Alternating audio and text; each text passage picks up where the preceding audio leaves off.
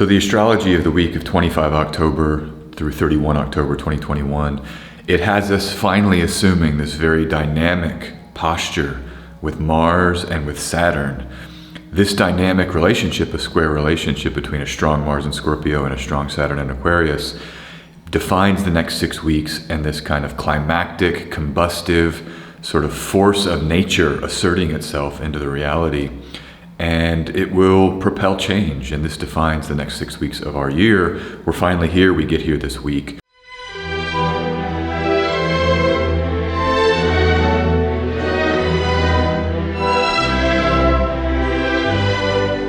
Let's get into the charts, let's get into the astrology of the week. It's another week of weekly astrology. Really happy to be here, glad you're here. Excited about this week, excited about this video. Because this is like a big deal. I mean, I'm someone who often follows Mars and Saturn as a general rule, always knowing where they are and knowing where they are in relation to each other, because when you have Mars, the planet of force, combustion, power, violence, riots, action, war, fighting, all of these things that Mars gets associated with, when that planet is in this dynamic, we call it in astrology hard aspect. A hard aspect, or the hard aspects. These are aspects that are in a 90-degree relationship. By degree and by sign, it's when two planets share the same modality. So if you have Mars and Saturn both in fixed signs, for example, like they will begin to be this week, it means that the nature of that modality, there's a competition between these two planets that are both pretty heavy hitters, and so they have to sort of duke it out with each other. So as a general rule, I'm always following where's Mars, where's Saturn, because it will help us know which signs and therefore which parts of our charts are maybe under the most pressure.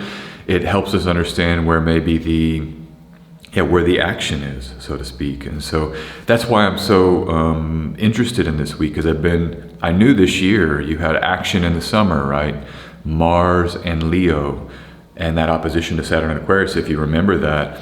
It was such a dynamic time. It was in the summer. There was massive protests on that climactic weekend, I believe. There was only 7 days with Mars and Leo and the Sun in Leo, the two fire planets together opposing Saturn. And it was like global protests all over Europe and that weekend.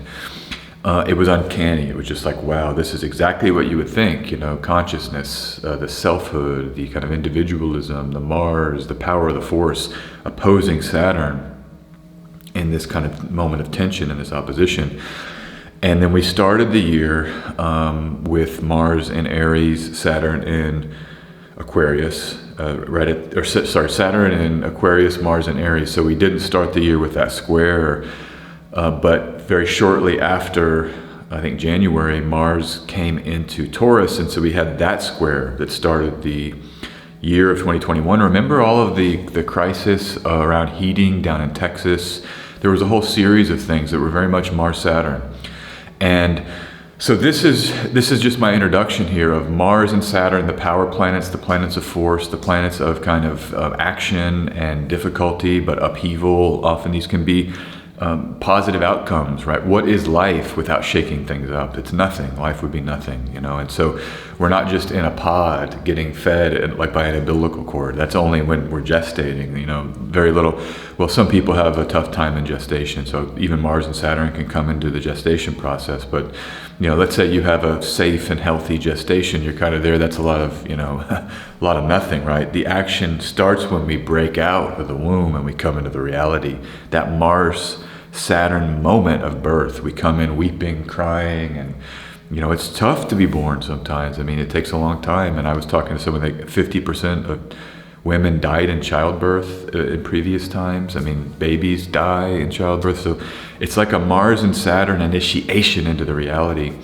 That's but then once you get here, right, it's the beauty of life and consciousness. So it's like the gifts that can come on the other side of this difficulty. That's the hope and optimism I want to bring to this very dynamic time. Stay strong, because what's being born through struggle, I think, will serve you. So that's a little bit of my introduction. So before we do that, I just want to say, what I'll do in this video, I've sort of reformed my structure just a tad, but I'm going to still do basically the same thing. Aspects between the planets, sign changes, stations. We'll look at those.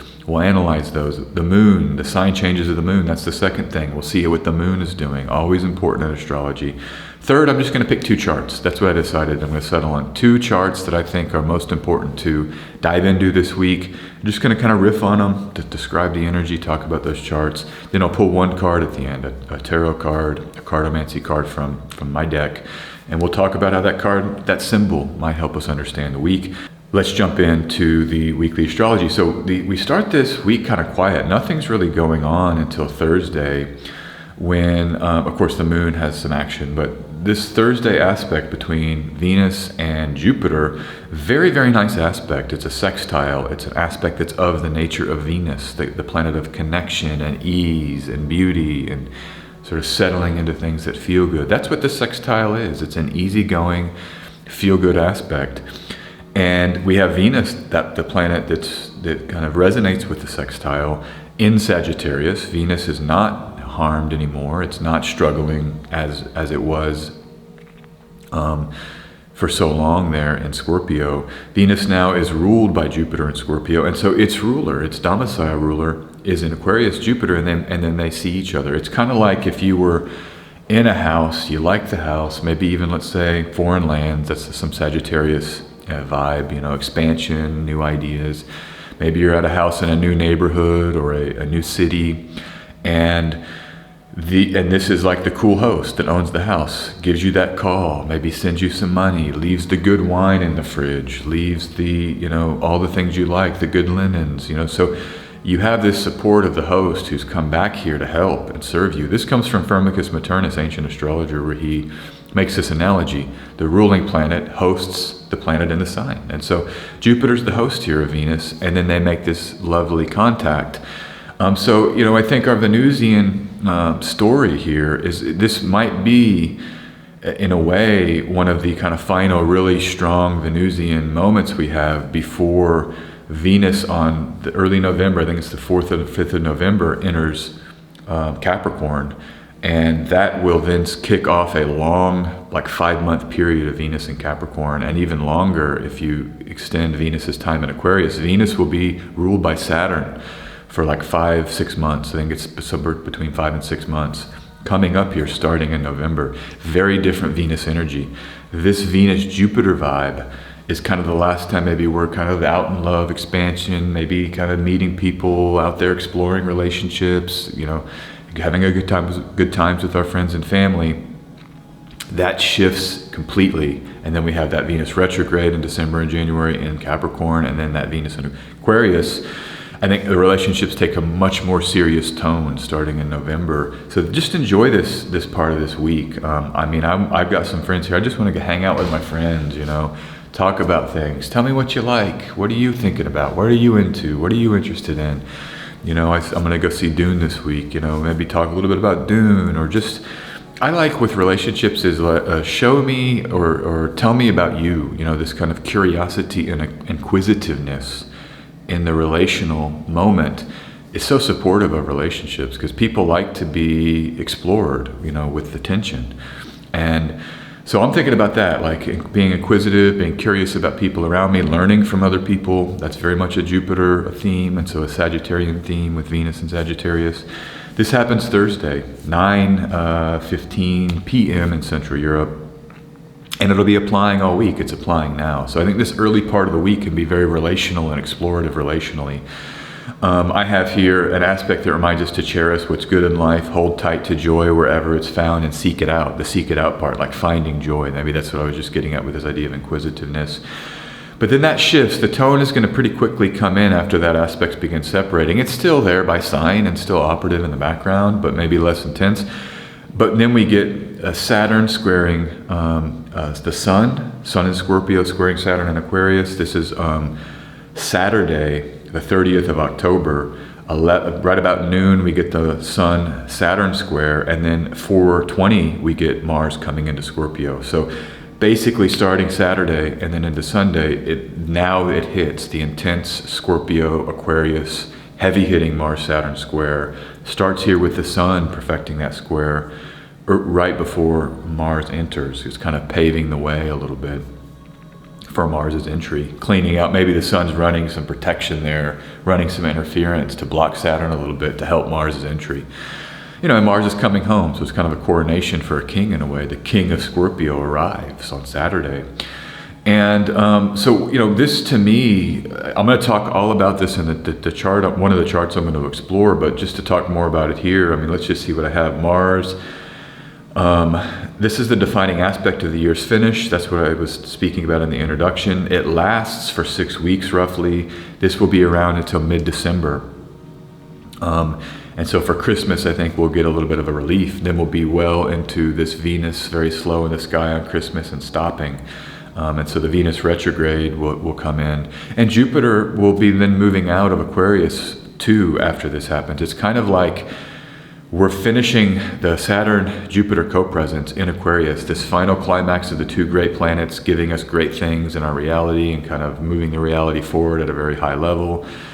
But to finish that time, Mars comes in and it's pushing the two planets from earlier in the zodiac. Mars, Scorpio is earlier than Aquarius.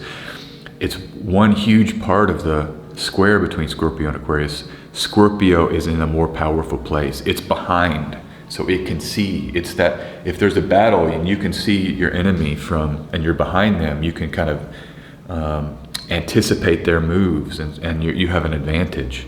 The fugitive that's fleeing, then the people that are tracking them, they kind of are going to track them down eventually if they're good trackers.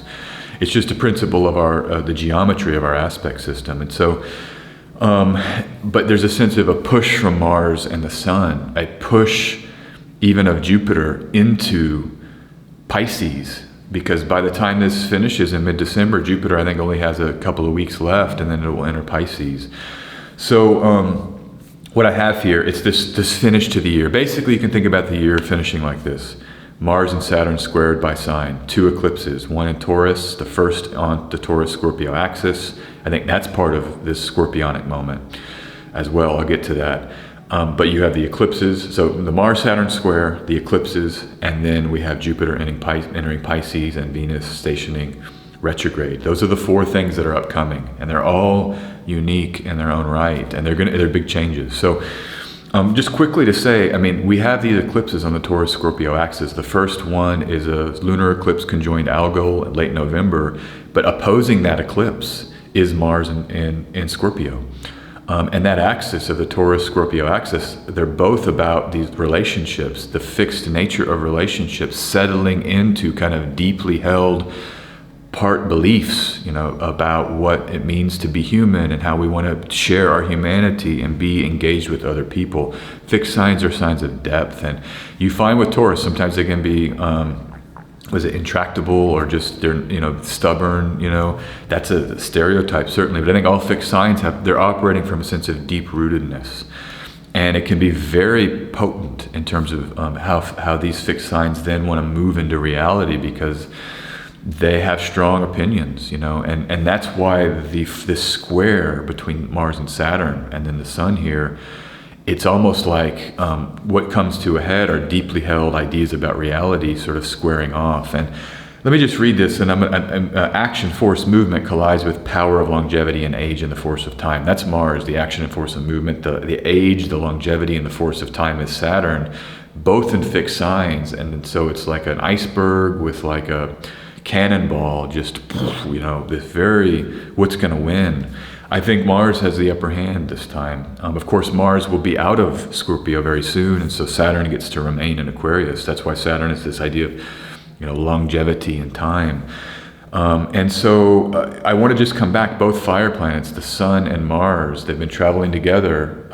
When the Sun entered Leo and was with Mars for those 7 days, the Sun slowly caught up to Mars. The Sun conjoined Mars in Libra, and now the Sun is moving away from Mars, but they're still traveling very close together. So these 2 fiery planets will be in this fixed water sign. It's like the depth of the fire of our passions, and it's more of an emotional, physical, embodied type of fire with Scorpio. That now is squaring with the sun, and I think there's going to be a lot of combustive upheaval with people in the streets. That's just my sense. Just type in Europe protests into Twitter. You can read all about what's happening there. Don't want to go into it, but There's a lot going on in a lot of these countries. And then there's labor stuff happening all over America that's unrelated, but it's about like fair pay and all of that's happening. I'm just seeing a lot of strikes, a lot of, on a collective and a mundane level, this kind of combustive explosion over the next 6 weeks. But let's come back here, using selfhood and consciousness to understand these greater turns of life. That's where I think the sun can come in. It's like when we bring presence and awareness into any dynamic situation, we're able to move with it and respond. What does Bruce Lee say? Move like water. That requires a presence and an awareness. And that's why I think the sun's role can be important here. The sun can sort of shine light on the depths of the scorpionic passions and rage and just fire, and help us maybe navigate with a little bit of a presence, kind of a Tai Chi. If you've ever done that, you move and you just have an awareness of the form, or even yoga. A lot of times it's just presence of the body. We become embodied when we move. That sun is quite potent here with that. So let's move on to the moon and the moon's transits here. The moon, it's a very interesting week. It's a waning moon, but it gets bona fide twice. It'll be in between Jupiter and Venus by aspect very closely 2 times this week. The first time it happens in Gemini, and then later in Leo. This Cancer moon is interesting because when the moon is in Cancer, it will not make any aspect to the Sagittarius or to Aquarius, right? It's averse to both of those signs.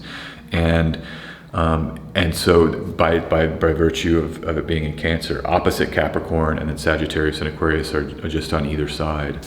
So I think those are quincunxes in the modern system. Though it's a quincunx or aversion between the moon and the benefics in Cancer, but I think that's a cool transit because the moon rules Cancer. It's almost like we get a safety from everything that's happening in the chart. The only thing the moon will be doing while it's in Cancer is trining the sun in Scorpio. And so that Cancer moon, it might be like, let me just find that crab, right? Cancer is that crab. You can retract into your shell of protection and safety. And the moon being alone during that time, it might just be that we need to say, all right, screw it. I'm just going to go into my safety net. And that would happen. The Cancer moon starts on Wednesday, 11 p.m. Central Europe. That is the time when you have the Venus-Jupiter sextile. The moon will be in Cancer. Maybe that's a time to just sort of enjoy the Venus-Jupiter, retreat into the shell, into this waning moon vibe, and prepare for the weekend to get really intense with the Mars-Saturn square that hits. That's how I might play that Cancer moon. I like the Cancer moon. Then we have the moon in Leo, again, opposite Saturn, opposite Jupiter. Those Saturn oppositions with the moon can sort of shake things up. I think this moon, there might be here some tension as we're wanting to get out, maybe a fiery moon, but there is, and it's squaring its ruler, the sun. This is that closing square between the sun and the moon will happen during the moon's time in Leo. I'm thinking there's a bonification at the end there, but I don't want to mess with Saturn. I kind of defer to Saturn with this moon. I'm just leaning more into the waning energy. What is waning moon? Release, let go, purge. What do you want to get rid of? Rest can often be restorative as we let go of like tension in the body when we sleep. It restores things. But purging, anytime you have a waning cycle, you may think about purging. Coming back in, we finish the week. We start with the moon in Gemini. We finish with the moon in Virgo. So there's these Mercury-ruled moons. I love it for this waning cycle. Mercury is now direct. It's getting faster. It's in Libra, a sign that it likes the ideas, the thought, the relationships that come with communication. So both of those moons, I think, have potential. I was going to say here, let's see here, there we go. Yeah, productive waning cycle for Mercury-ruled things. So as we kind of rest, I was talking about reading books to rest, but I think sometimes we can just kind of ease into mercurial activity, the fun and games, the business, the thinking, the logic, the analysis. We can be doing all that stuff, but maybe it's with waning, we just take it a little bit slower and try to like do it with a sense of not building up I can't think of the word, but an explosion of newness. Instead, it's more of like a settlement of the things we already have and a sort of letting go of things, but still using Mercury. Maybe you sell some things, maybe you purge or you give some things away. writing as a way to let go. What do I want to let go of? I want to let go of this part of this attitude, this phrase that keeps coming into my mind. Big on affirmations lately. And I think anytime you have Mercury with the moon, affirmations are moon. It's the body. Thoughts are in our bodies. We experience the thinking in the mind. I'm thinking right now, I can feel the energy in the brain. This is a moon. The words and the logic are the Mercury. And so I think it's good to think about what you're telling yourself every day, cleaning the self-talk. It's a big theme. I might have even been talking about this last week or the week before. These moons can be great for that. Like, I don't want to, this isn't true about me. I'm not going to tell myself that anymore. And then I'll tell myself this is true. I'm a loving child of God. I love people. People love me. These kinds of thoughts, I think, this is what I like with affirmation. So, this is how I see the lunar cycle, and let's just keep going. I'm going to go now and let's move to the transits of the week. So the first thing I want to say about this lunar transit of the week, interesting conversations on Twitter last week, because some folks were like, hey, help me, there's the Gemini moon. That was the moon I liked. I like the Gemini moon again this week, but then what about this Aries moon? I'm trying to pick. And all I can say is I feel for you, because there's not always clear, clean answers. I just try to pick, if it was me, like what would I rank as the best moment, so-called. But there's often competitors. There's often other energies. There's, we could have this same problem if you said, hey, SJ, we got about an hour. Pick the best astrological time. We could have 2 or 3 candidates just within that moment of time. So there's always competitors and competing energy. One thing about these transits of the week, these aren't elections per se. I'm not, the work of picking an election is so contingent on the location where the action will take place that I can't do that doing a general delineation for the whole world on YouTube, And so these are more kind of just a vibe or a feel of what's the energy of a moon during the course of a transit. And I find that we do feel those vibes. We feel those energies with the moon without saying this is an election. So, but still, sometimes the transits of the week can be good elections. I will say I do try to pick, like this chart, if we're looking at the Gemini moon, my current transit of the week, I do try to get the moon when I show you these charts, like the moon here with the midheaven. That's a good feature in any election. If you try to empower the moon, always can be good for. The moon's important in every election, but getting the moon close to the midheaven or the ascendant. I am applying some electional tools when I present these charts, but this is for where I am in Europe. You can't use this. This is not an election for where you are, And yeah, that's a whole separate thing. I've got videos on electional astrology. You may want to you read those if you want to learn about that. There's all kinds of resources out there to learn more about it. But yeah, this week's a tough week because I picked this Gemini moon because I love how it's bona fide here. Look, it separates from its opposition to Venus and Sagittarius, and then it applies to Jupiter and Aquarius. We still capture the air trine with the Mercury ruling the moon. Again, a principle, ruler of the moon has to be prioritized. Always want a positive ruler of the moon. This Mercury is still quite strong in its own Egyptian terms, still just barely there in Libra, moving faster, ruling the moon being bona fide. So this is like a awesome, actually, energy. It's waning. If you want to remove that as a consideration, you could use this for things. If you want to try to match the waning vibe with action, like purging, like I said, taking something to the yard sale, having a yard sale would be perfect for this because you're selling things to get rid of them. Here you go. There is a principle when you sell things during a waning moon, the prices are less. When it's a waxing, it's greater prices. So there's talk of paying down debt in a waning moon because then you can get rid of it. But if you wanted to sell something, you may want to wait for a waxing moon. You can sell it for a higher price.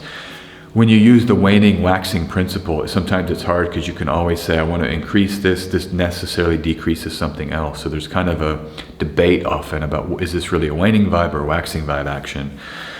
Setting all that aside, I just think, yeah, you could use this for some cool stuff. Let's look at the Lunar Mansion. Lunar Mansion 7 Al Dira. This is from lunarium.co.uk, my favorite Lunar Mansion site. Very, very good.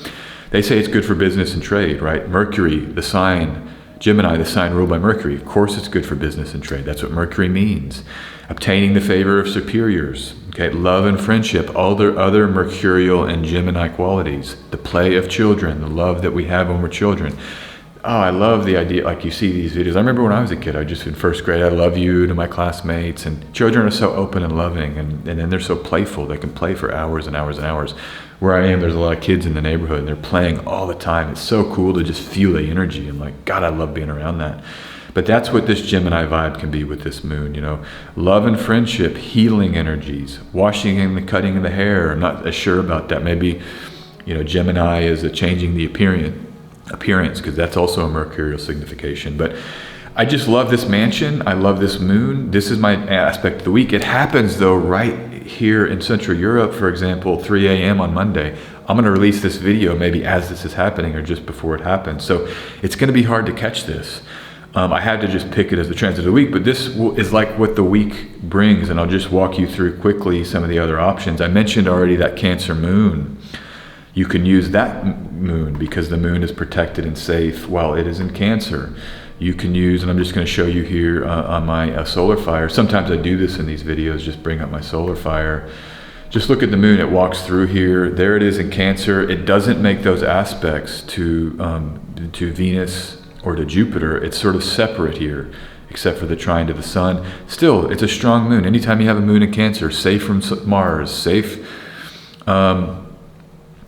Actually, now that I see this, it's not quite safe from Mars.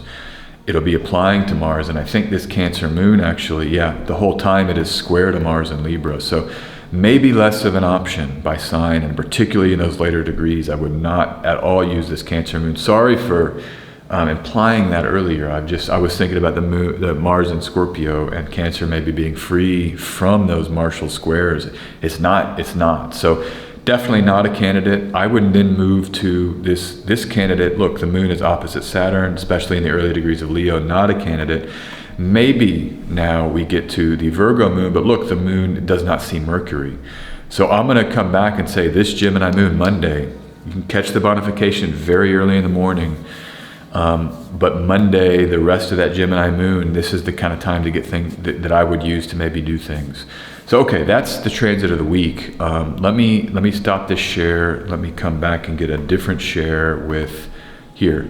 Back to, back to the PPT, my PowerPoint presentation. So, that's my transit of the week, the Gemini moon. The other chart, the second chart I just want to look at, and then we'll pull a card, Sun square Saturn. I've already talked so much about it. You can see on this, I put a chart here with all of the outers that I think we must use if we're going to include outer planets as a rule. You've got Pluto, Neptune, Chiron, Uranus. You've got the other dwarf planets that are like Pluto, Ceres right here. You've got Eris, the other two dwarfs that my solar fire has. I also put Black Moon Lilith. That's a point that tells us how fast the sun is, or how fast the moon is moving, because it's the point. The moon has an oblong I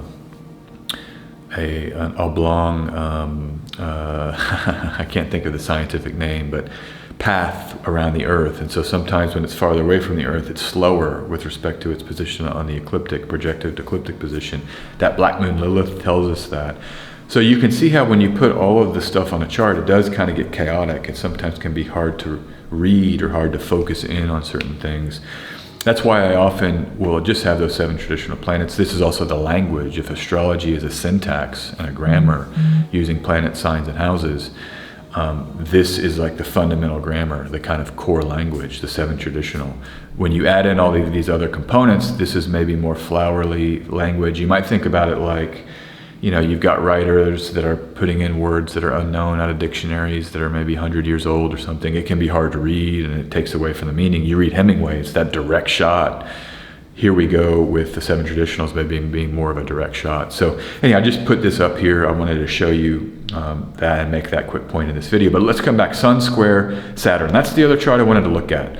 I've talked all about it, but Scorpio is that deep rooting force of action. It's the deeply motivated places when we act from deep motivation.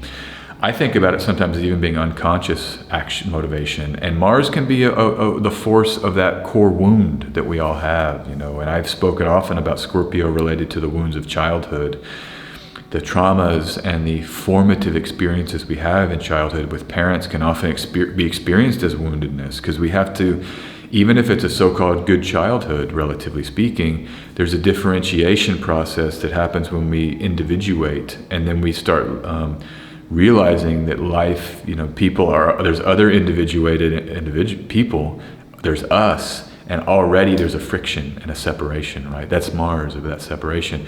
Of course, there's all kinds of deeper wounds that people go through. I've gone through my own, Those form our psyche, form our emotional body. That is Scorpio, the water sign, the emotional sign. It's these deeper wounds of early childhood and early life that form in a deep way how we perceive, how we act, our tendencies, and then those deeply formed kind of beliefs or ideas then delimit how we act in the world, and often motivate our actions. So you see people like, I don't want to use this example. I'll just say, this is not the example I will use, but like serial killers, when you read about their psychology, it often comes from these very traumatic childhoods, and then you can see how those deep wounds sort of define the action.